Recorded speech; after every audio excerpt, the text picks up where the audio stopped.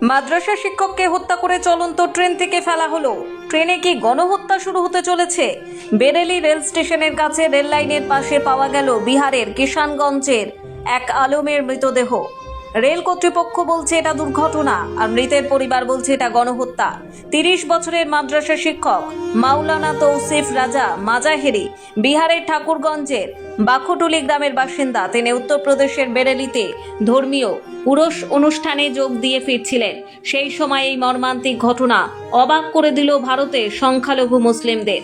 তৌসিফ রাজা বিহারের শিওয়ানের একটি মাদ্রাসার শিক্ষক ছিলেন এবং মসজিদে ইমামতি করতেন। নিহত মাদ্রাসা শিক্ষক তৌসিফের স্ত্রী তাবাসসুম খাতুন মিডিয়াকে বলেছেন, রেলওয়ে কর্তৃপক্ষ বলছে দুর্ঘটনা, কিন্তু আদৌ এটা দুর্ঘটনা নয়। মুসলিম বলে তাকে ট্রেনের মধ্যেই হত্যা করা হয়েছে। তিনি বলেন, আমি নিজে ভিডিও লাইভে মারপিটের ছবি দেখে আঁতকে উঠেছিলাম। সেদিন রাতে ট্রেনের মধ্যে থেকে উনি আমাকে ফোন করেন, ভিডিও লাইভ করেন। ভিডিওতে দেখা যাচ্ছিল আমার স্বামী তাদের কাগজ দেখাচ্ছেন, ব্যাগ দেখাচ্ছেন, আর দুষ্কৃতীরা চোর চোর বলে চেঁচিয়ে লোক জড়ো করছিল, কিন্তু অন্য যাত্রীরা কেউ মদত করছিল না। আমি ভিডিওতে এসব দেখেছি।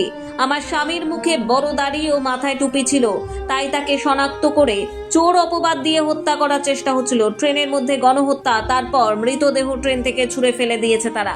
26শে এপ্রিলের রাতের ঘটনা এটি। তার শেষ কথা আমার কানে ভাসছে। হাত জোর করে বলছেন, আমি মাদ্রাসার শিক্ষক, আমি চোর নই।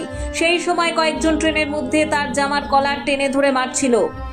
তাবাসসুম জানান, আমার স্বামীর শরীরে সর্বত্র মারধরের চিহ্ন রয়েছে, কিন্তু রেল পুলিশ গুরুত্ব দেয়নি। আতঙ্কিত হয়ে স্বামীর মোবাইল ফোনে আমরা বারবার যোগাযোগ করার চেষ্টা করি, কেউ ধরেনি। পরে সকালে এক পুলিশ সেই ফোন রিসিভ করেছিল। পুলিশ জানায় তার ব্যাগ ও ফোন রেল লাইনের পাশে পড়েছিল। পুলিশ প্রথমে বলে সিরিয়াস অবস্থা, পরে জানায় মারা গিয়েছে। এই ঘটনার পর বিহারের পরিযায়ী শ্রমিকদের মধ্যে ভয়ের পরিবেশ তৈরি হয়েছে। যারা দিল্লি ও উত্তর ভারতের ট্রেনে চেপে কাজ করতে যান, তারা আতঙ্কের মধ্যে টিকিট বাতিল করতে শুরু করেছেন। যদিও পরিবারের পক্ষ থেকে একটি এফআইআর দায়ের হয়েছে। তৌসিফের চাচা বলেন, চোর অপবাদ দিয়ে অন্য যাত্রীদের ধোঁকা দেওয়া হয়েছে।